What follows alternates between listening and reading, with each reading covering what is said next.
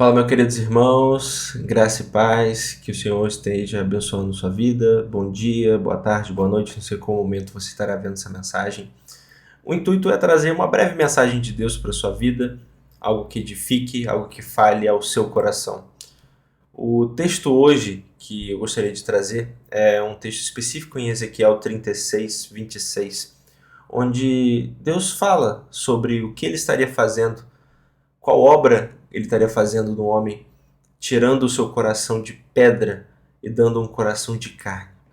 Onde esse homem que teve o seu coração substituído passaria a poder receber o amor de Deus verdadeiramente, ter um coração sensível à palavra de Deus e não mais um coração endurecido e amargurado pelo pecado.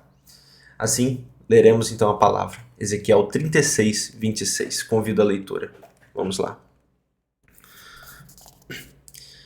Eu lhes darei um coração novo, e porei dentro de vocês um espírito novo. Tirarei de vocês o coração de pedra, e lhes darei um coração de carne. O versículo em Ezequiel 36 é uma promessa de Deus, onde o povo de Deus se encontrava afundado nas suas transgressões, suas indiferenças e sua idolatria. O pecado pouco importava, o povo não se incomodava com isso. E por se afastar de Deus, eles foram derrotados, humilhados por outra nação. As palavras, as profecias que os profetas haviam trazido e o povo ignorado por estarem justamente com o coração endurecido, o coração de pedra, agora se transformaram em verdade. E esse cativeiro onde eles se encontravam, porque foram derrotados por vários povos, mas em especial, no caso, a Babilônia, eles já se encontravam sem esperança, completamente humilhados, dominados, subjugados por uma nação ainda mais terrível, uma nação ainda mais pecadora, ainda mais idólatra. Justamente o que foi o desespero do profeta Abacuque. Quando Deus revelou a ele o que aconteceria com aquele povo, o que os caldeus fariam com aquela terra. Mas, enquanto muitos já estavam sem esperança e diziam: como poderíamos viver? Como podemos viver? Como está em Ezequiel 33, 10, Deus tinha uma providência para eles, mas não antes sem tratar o seu povo. Porque Israel, mais uma vez, tinha deixado de se lembrar da palavra, das promessas de Deus. Mais uma vez não reconheceu o seu pecado e o seu desvio. O cativeiro tinha dia para acabar. A palavra diz em Jeremias 29, 10. Mas o povo estava tão distante de Deus, ele não conseguia ver, não conseguia ouvir a voz do Senhor, não conseguia crer no Senhor. Porque para crer, para ver, é preciso os olhos da fé.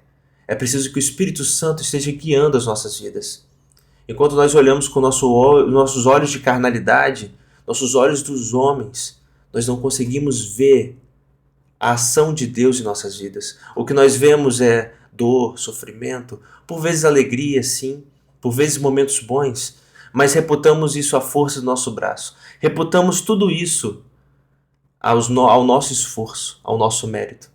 Enquanto tudo que é de demérito, tudo que é de ruim, nós acabamos reputando a Deus. Enquanto, na verdade, tudo, a soberania de todas as coisas está na mão do Senhor.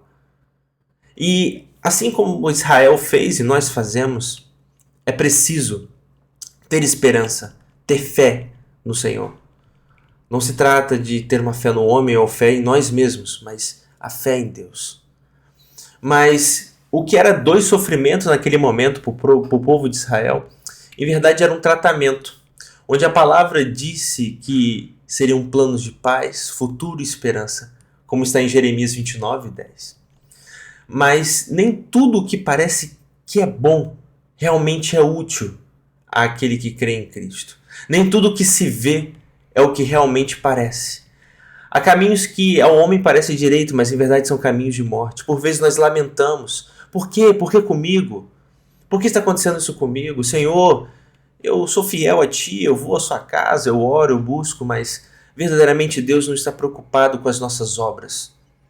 O que nós fazemos é consequência de nosso estado de intimidade com Deus, de nosso estado de conexão com o Espírito Santo. Por nós mesmos, por nosso próprio caráter, nossa própria vontade, nós seguimos o pecado. mas é o Espírito Santo que nos edifica e nos faz ver, ouvir e obedecer à voz do Senhor. E assim aquele povo se encontrava cativo, humilhado, onde a palavra de Deus para eles era mudança do povo, mudança para o povo. Assim está em Jeremias 29, 11, 14. Um povo que era rebelde, imediatista, cheio de si. Eles buscavam a provisão e não o provedor. A palavra diz que nós devemos nos guiar pela fé. 2 Coríntios 5, 7. Quem você está atendendo? A sua vontade ou a vontade de Deus? O que você tem procurado? O que você tem buscado no Senhor? A provisão ou o provedor? A bênção material ou a Deus? Quem você tem buscado? Qual o seu motivo de ir à igreja? Qual o seu motivo de renunciar a algumas coisas? Qual o seu motivo de orar, dobrar os seus joelhos? É ter intimidade com Deus? É agradecer pela salvação? Ou é querer bens materiais?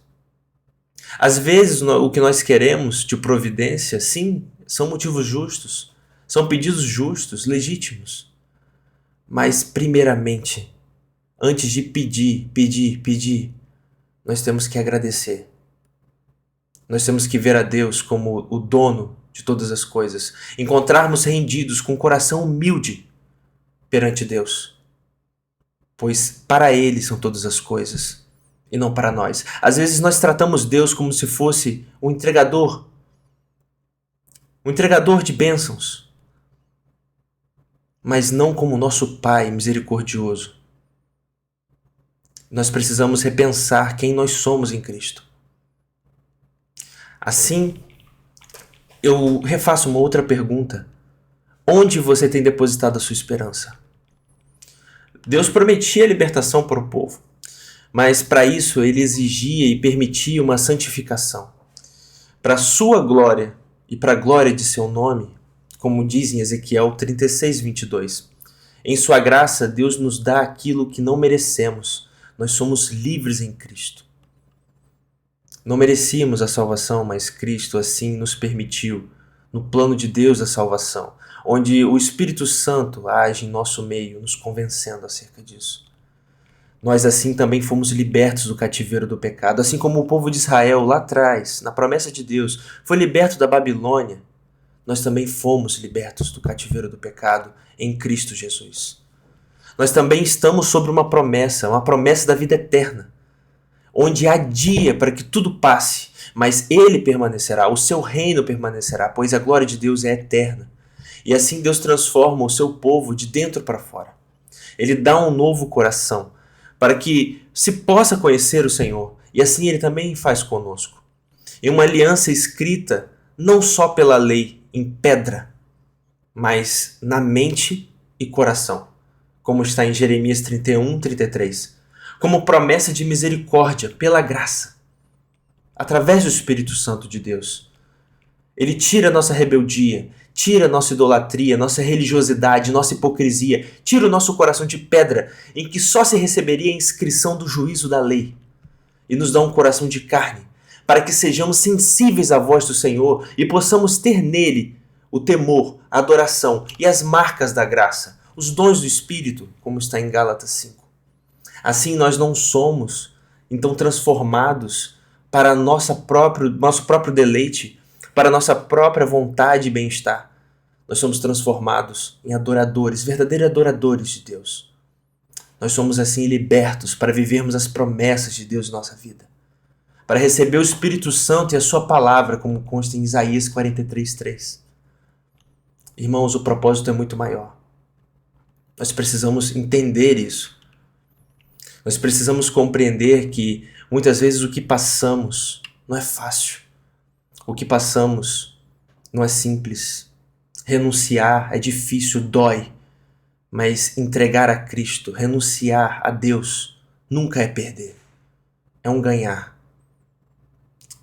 E a graça que nos alcançou, irmãos, nada que pudéssemos fazer, nada que pudéssemos renunciar, seria suficiente pelo que nos atingiu, pelo que nos beneficiou, pelo sacrifício na cruz. pela cruz sofrida por nosso Cristo, onde bebeu o cálice da ira de Deus. Em nosso lugar, irmãos. Nós precisamos ter isso em mente. E eu pergunto a vocês, onde tem sido depositada a sua esperança? Tem se preparado para viver as promessas de Deus? Onde está depositada a sua esperança? Espero que a palavra do Senhor tenha adentrado o seu coração. E nessa reflexão, meditando na palavra de Deus, desejo que o Senhor esteja abençoando poderosamente sua vida. Eu não sei o que você passa, eu não sei qual conflito você tem vivido, qual circunstância, qual deserto você tem atravessado, mas creia verdadeiramente que o Senhor Deus é Deus de todas as coisas. E em tudo, Ele nos ama e nos ensina. Busque intimidade com Deus, busque compreender o que Deus está querendo dizer à sua vida. Forte abraço, graça e paz, irmãos.